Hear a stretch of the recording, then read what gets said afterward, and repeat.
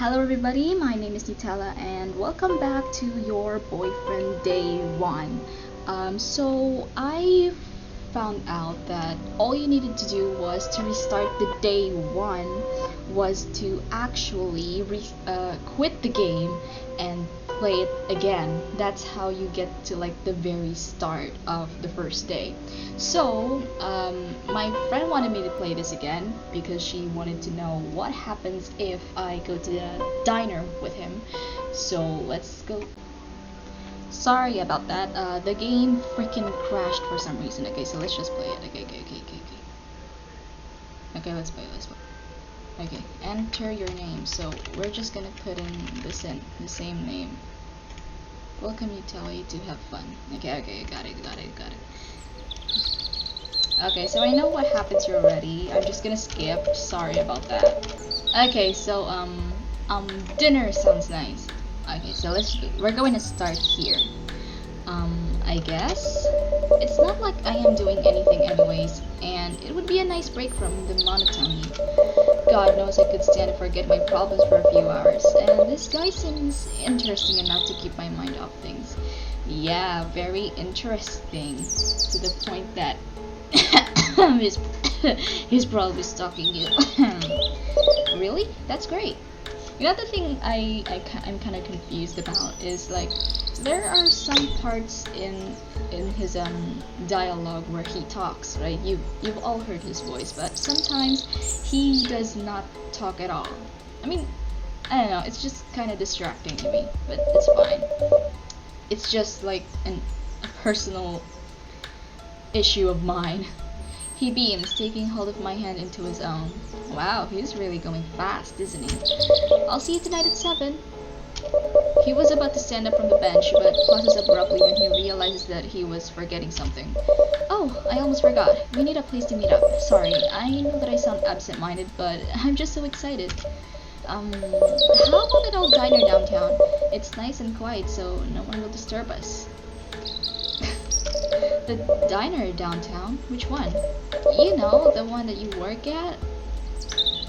Wait, how does he know where I work? Right? Because in this choice, he doesn't explicitly say that I work at a diner. Oh, okay. Wait, they're not gonna mention that? Great, see you tonight. And just like that, he hurries off with a leap in every step, looking as though he had just won the lottery. I watch as he disappears down a path that bends around a shallow hill and out of view. The park was quiet again, and the serene loneliness sets in once more. It's just me and a few songbirds singing in the nearby tree. I sit for a while, replaying the strange encounter in my head a few times.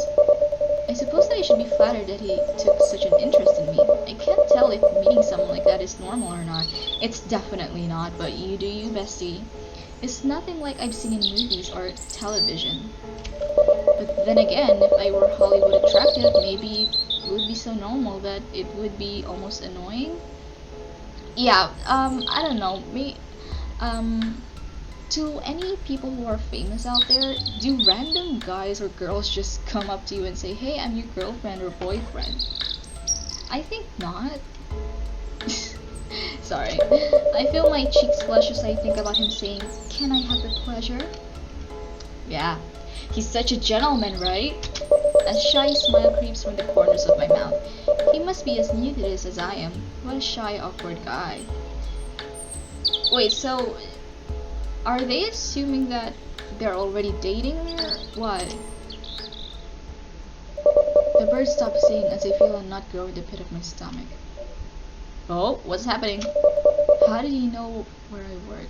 See, that's what I meant. That's what I meant. How did he know in this route? How did he know in this choice?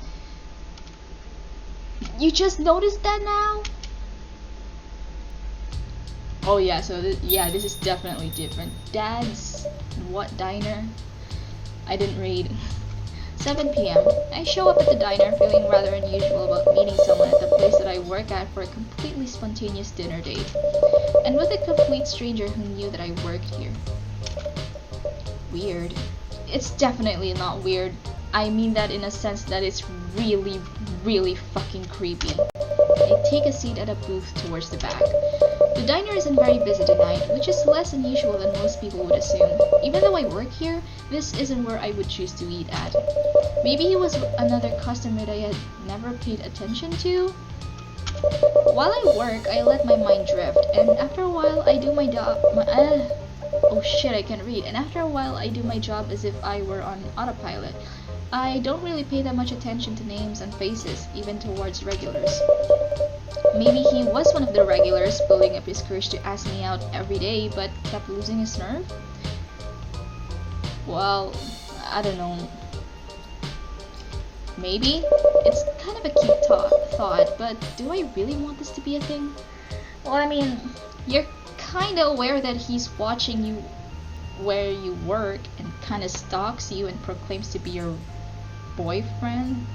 So, do you really want a creepy stalker to be your significant other?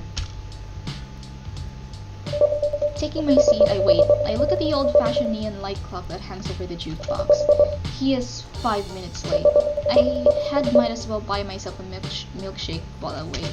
You know, in the Philippines, if you say that you're gonna meet up at 7 p.m., let's say, the people will come at 7:30 or 8 p.m. That's how very punctual Filipinos are. The waitress on tonight's shift is surprised to see me at the diner on my day off. I imagine that she will tell me job loyalty is one thing, but the food here isn't worth writing home about. After serving the stuff for a few months now, I agree with her. But at least the milkshakes are good. They are the really old-fashioned kind made with real ice cream and ingredients, and not the powdered mix and flavored syrups like the fast food places. In my area, they're not really old-fashioned. They do have mixed with real ice, but they always have like the powdered mix. The flavors, like the cookies and cream, they are always powdered.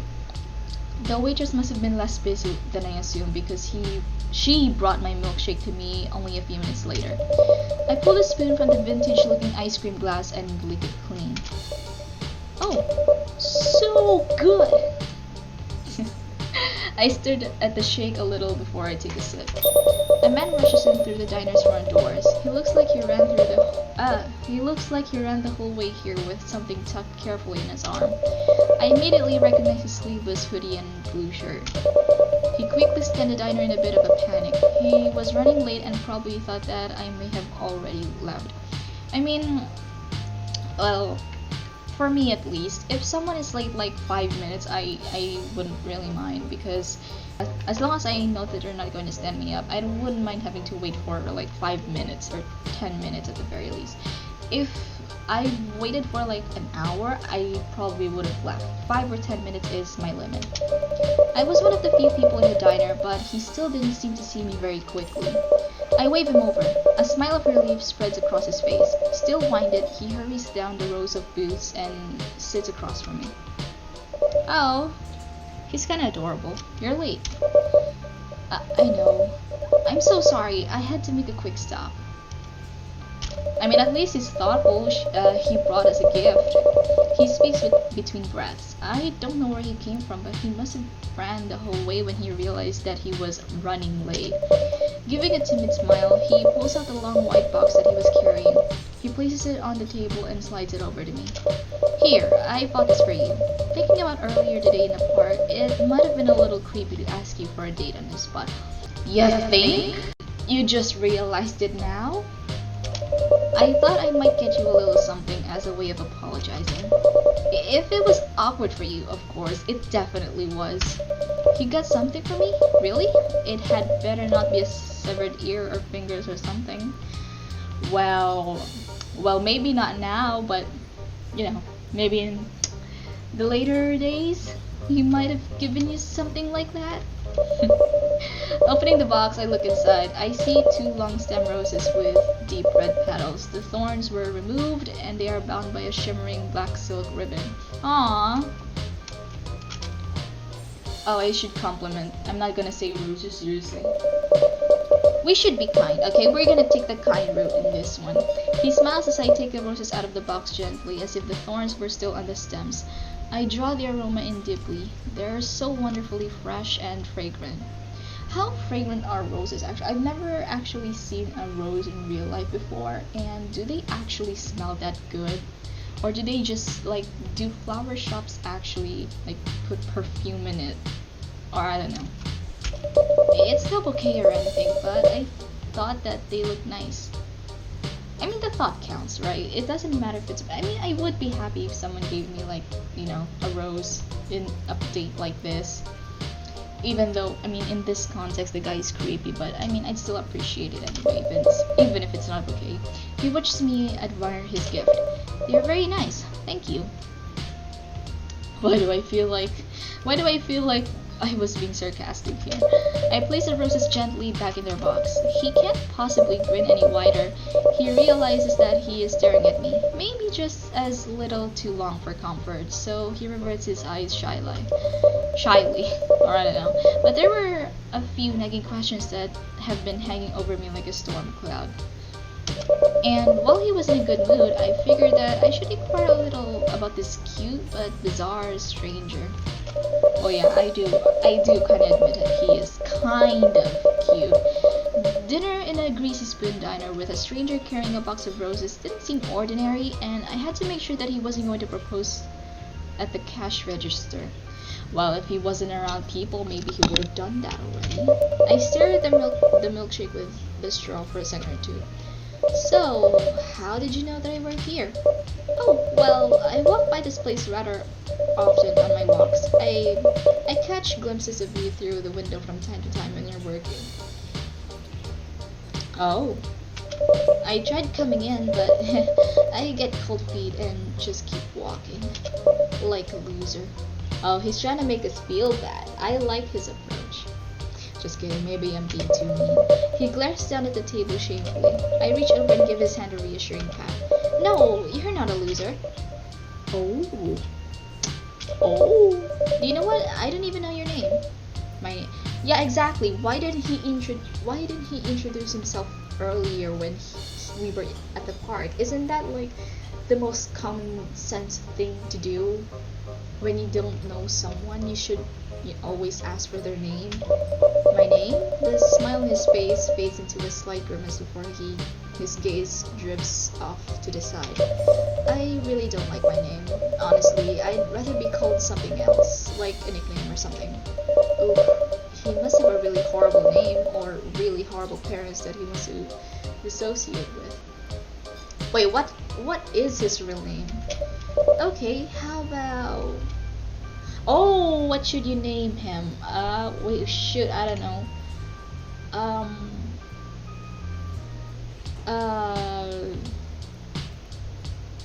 I would say Norman, because he's... Get it? He's not normal. That was a shit joke, I'm sorry. But I don't know, I feel like Norman is a really... How about...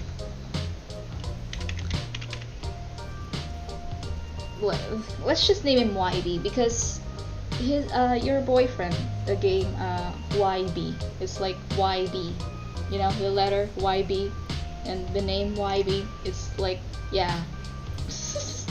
I'm so sorry. How about YB? He seemed pleased with what I came up, despite how silly or tacky it might have been. At least he likes it. You guys don't get to make fun of me for calling him YB. Yeah, that's much better, honestly. Thank you. I reassure him and give his hand another gentle squeeze. You know what? Actually, whatever name we might have come up for him, like whatever, like if for example, if we called him, let's say, Orion or something, or Theater, he might have liked it anyway. The expression of disgust instantly evaporates into delight over the name I gave him. Wow, I didn't realize until now, but he has some really beautiful blue eyes. The vivid color left me taking in their deep blue hue, and I didn't realize that I was staring until he spoke up. Oh, really? Beautiful blue eyes. All I see are the psycho, the inner murder that he wants to let out. Just kidding.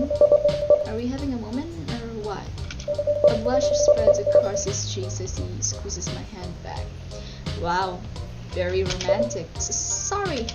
I pull my hand from his, cursing myself for staring at like that. Oh, wow, now I'm the awkward one. I look away shyly.